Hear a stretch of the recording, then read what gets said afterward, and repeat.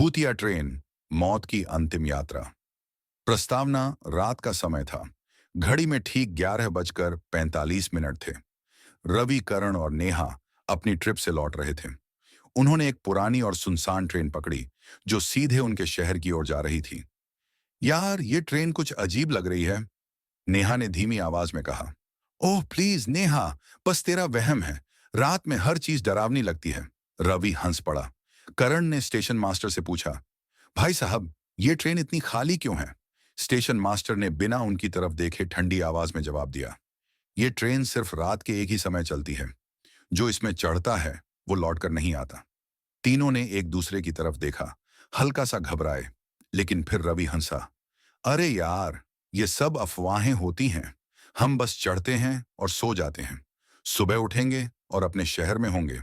तीनों ट्रेन में चढ़ गए, बिना ये जाने कि ये उनकी जिंदगी की सबसे खौफनाक रात बनने वाली थी।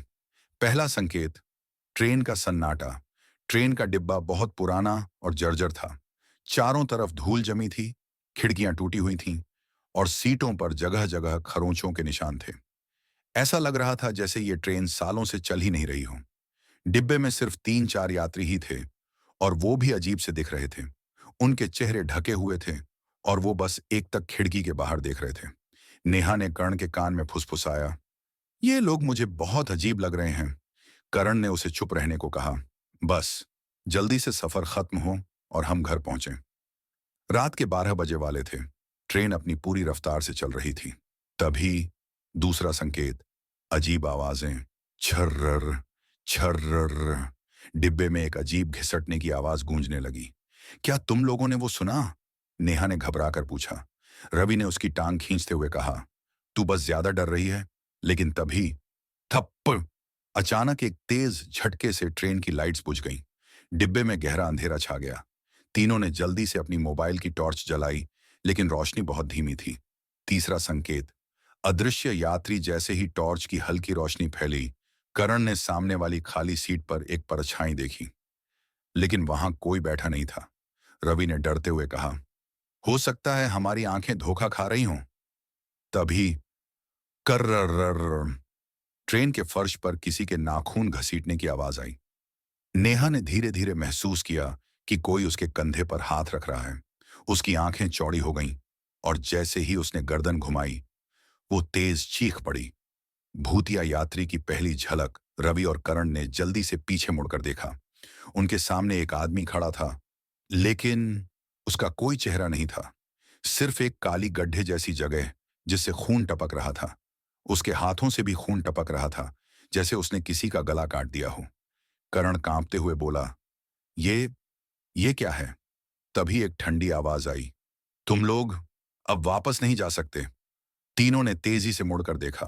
वो यात्री जो हुड पहने हुए बैठे थे, अब धीरे धीरे उनकी ओर बढ़ रहे थे।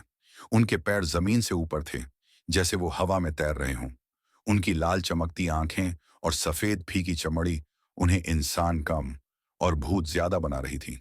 नेहा ने जल्दी से इमरजेंसी चेन खींची, पर चेन पहले से ही काट दी गई थी।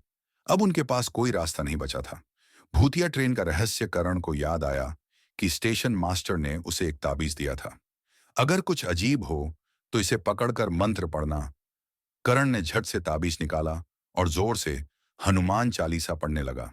तभी ट्रेन अचानक जोर से झटके के साथ रुक गई।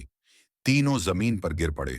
जैसे ही उन्होंने अपनी आंखें खोलीं, वे अब एक सुनसान स्टेशन पर खड़े थे, लेकिन ट्रेन गायब हो चुकी थी। सच सामने आया। स्टेशन मास्टर धीरे धीरे उनके पास आया और बोला, बच गए, तुम लोग सच में बच गए। रवि ने तेजी से पूछा, ये ट्रेन आखिर थी क्या? स्टेशन मास्टर ने ठंडी आवाज में कहा, यह ट्रेन सिर्फ उन लोगों के लिए चलती है जो मौत के करीब होते हैं। जो इसमें चढ़ता है वो जिंदा वापस नहीं आता। नेहा की आंखों से आंसू गिरने लगे। रवि, करण और नेहा ने एक दूसरे की तरफ देखा। शायद किसी की दुआओं से वे बच गए थे। लेकिन तभी एक तेज हवा का झोंका चला और उनके कानों में एक सरसराहट गूंजी, तुम बच नहीं सकते, अगली रात फिर मिलेंगे।